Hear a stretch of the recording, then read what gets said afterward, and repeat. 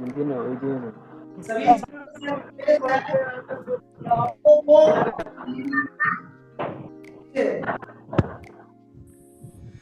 आवाज को ऑफ रखिए। जब आपको क्वेश्चन करना हो, समझ में नहीं आएगा, तब आवाज को आप ऑन कीजिएगा। चलिए तो अब आज क्लास शुरू करते हैं। सभी बच्चे को मालूम ही है कि वीडियो को ऑन रखना है, आवाज को ऑफ रखना है। जब आपको जरूरत पड़े तब आवाज को आप ऑन कीजिएगा, ठीक। और थोड़ा धैर्य रखिएगा, हम वैसे नहीं बढ़ेंगे। आप जब तक आपसे हम पूछेंगे नहीं तब तक हम आगे नहीं बढ़ेंगे। तो चलिए शुरू करते हैं। तो जैसा कि मालूम ही है आप लोगों को कि आज हम आप लोगों को ये 10th डी बैच जो है 10th का, उसको हम पढ़ाएंगे सिविक्स। पिछले क्लास में हमने चैप्टर 3 स्टार्ट किए थे। सिर्फ इंपोर्टेंट पॉइंट हम लिखाए थे, अर्थात जो पॉइंट पढ़ना था उसको हमने आपको बताए थे। और उसमें से पहला पॉइंट था आपका ये लोकतंत्र में प्रतिस्पर्धा एवं संघर्ष का अर्थ। ये आपका पहला पॉइंट है और यही पॉइंट आज हम आप लोगों को पढ़ाएंगे। तो बिल्कुल शांत हो जाइए आप लोग, पहले सुनिए मेरे बात को।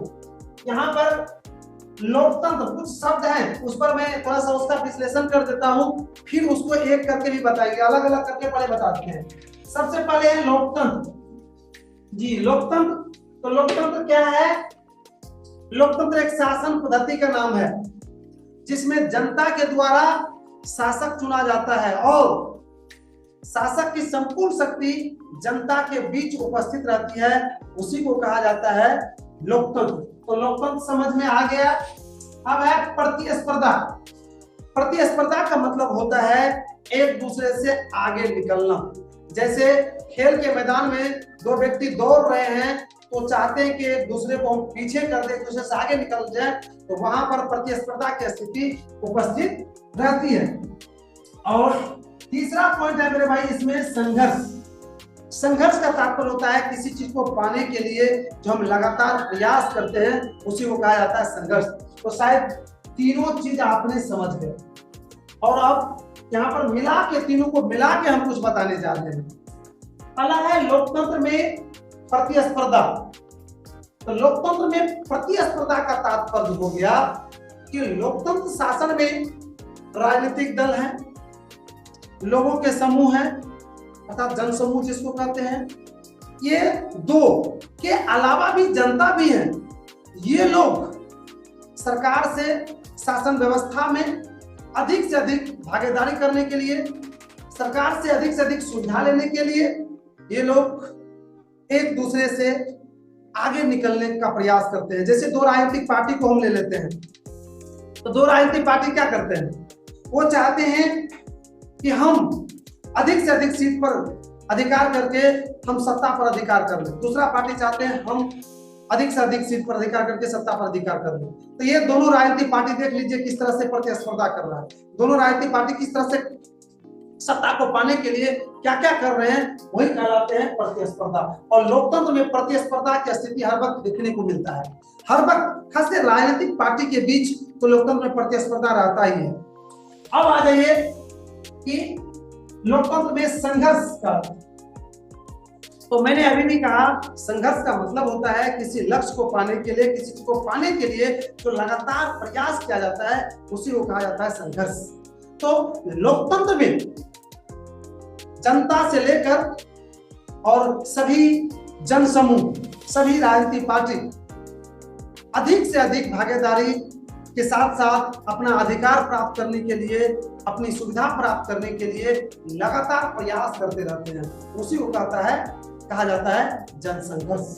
तो लोकतंत्र में प्रतिस्पर्धा एवं संघर्ष का मतलब हो गया कि लोकतंत्र शासन पद्धति में शासन पर अधिकार करने के लिए या सत्ता में भागीदारी करने के लिए जो यहाँ के जनसमूह या जनता अधिक से अधिक प्रयास करते रहते हैं, एक दूसरे से आगे निकलने का प्रयास करते हैं, उन्हीं प्रयास को प्रतिस्पर्धा कहा जाता है। और ये जो लगातार काम होता है उसी को कहा जाता है संघर्ष या जनसंघर्ष कहा जाता है। तो क्या मेरे भाई आप लोग लोकतंत्र में प्रतिस्पर्धा एवं संघर्ष का अर्थ को समझे? अगर किसी भी तरह का डाउट है इसमें तो आप पूछ सकते हैं जी, पूछिए अगर किसी भी तरह का डाउट है तो। और आप लोग की ये चुप्पी बता रहा है कि आप लोगों को कोई दिक्कत शायद नहीं है। तब हम आगे बढ़े, चलिए तो हम आगे बढ़ते हैं। तो इसको आपने समझ गए, अब इसको आप लोग नोट कर लीजिए, नोट कीजिए। तो नोट करने में 2 पॉइंट बना लीजिए इसको। एक पॉइंट में लिख लीजिए यहाँ पर स्टार मार के कि लोकतंत्र में प्रतिस्पर्धा, जी यहाँ पर लिख लीजिए लोकतंत्र में प्रतिस्पर्धा।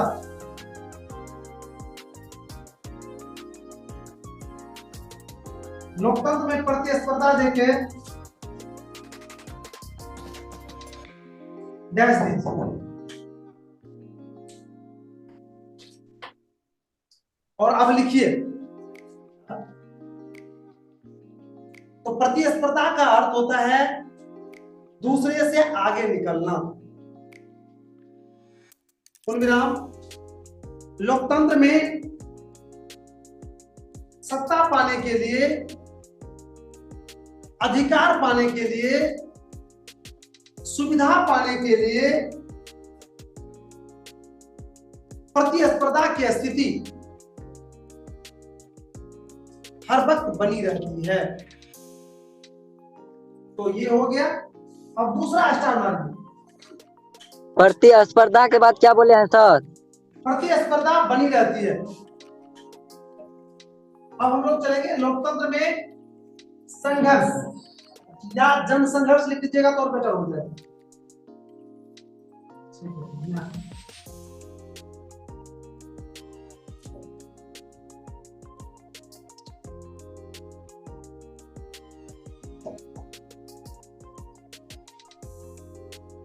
तो हमने अभी भी बताए थे जनसंघर्ष का मतलब, जन मतलब लोग, संघर्ष मतलब किसी लक्ष्य को पाने के लिए, किसी सुविधा को पाने के लिए जो लगातार प्रयास किया जाता है उसी को कहते हैं संघर्ष। तो हमने बताए थे अभी भी कि लोकतंत्र में सत्ता पाने के लिए, अधिकार पाने के लिए, सुविधा पाने के लिए लोग लगातार प्रयास करते रहते हैं, वही कहलाता है लोकतंत्र में संघर्ष या जनसंघर्ष कहलाते हैं। तो चलिए इसको भी आप लोग नोट कर लीजिए। लोकतंत्र में सुविधा पाने के लिए, अधिकार पाने के लिए, सरकार के द्वारा लिए गए निर्णय को बदलने के लिए जनता या जनता के समूह, जो लगातार बोले हैं ना सर, जी जी, लगातार जनता या जनता के समूह द्वारा जो प्रयास किया जाता है उसे ही लोकतंत्र में। सर एक बार फिर से, हाँ एक बार फिर से, एक बार मिलाइए ना, फिर से दम बोलिए तो रहे फिर से। लोकतंत्र में सुविधा पाने के लिए, अधिकार पाने के लिए, सरकार द्वारा लिए गए निर्णय को बदलने के लिए जो लगातार जनता या जनता के समूह द्वारा प्रयास किया जाता है उसे ही लोकतंत्र में जनसंघर्ष कहा जाता है। तो शायद दोनों आप लोग नोट भी कर लिए। हम आगे बढ़ते हैं, लेकिन आज हम आगे नहीं बढ़ पाएंगे। आज यहीं तक रहने दीजिए। कल से आपको 1 घंटा पूरी क्लास होगी, बहुत सारे पॉइंट होंगे। आज तो बहुत सारे लोग सीखे ही हैं, वैसे आज कुछ कम भी हैं, पता नहीं कुछ का कनेक्ट हुआ था फिर डिस्कनेक्ट हो गया है। तो जो कनेक्ट नहीं हुआ है, मैं जो आज कनेक्ट है उनसे कहूंगा कि जो कनेक्ट नहीं हो पाया है उसको कल थोड़ा सा हेल्प कर दीजिएगा आप लोग, ताकि जो भी बच्चे हैं वो इसमें कनेक्ट हो जाए। चलिए, तो आज की क्लास को हम यहीं पर विराम दे रहे हैं।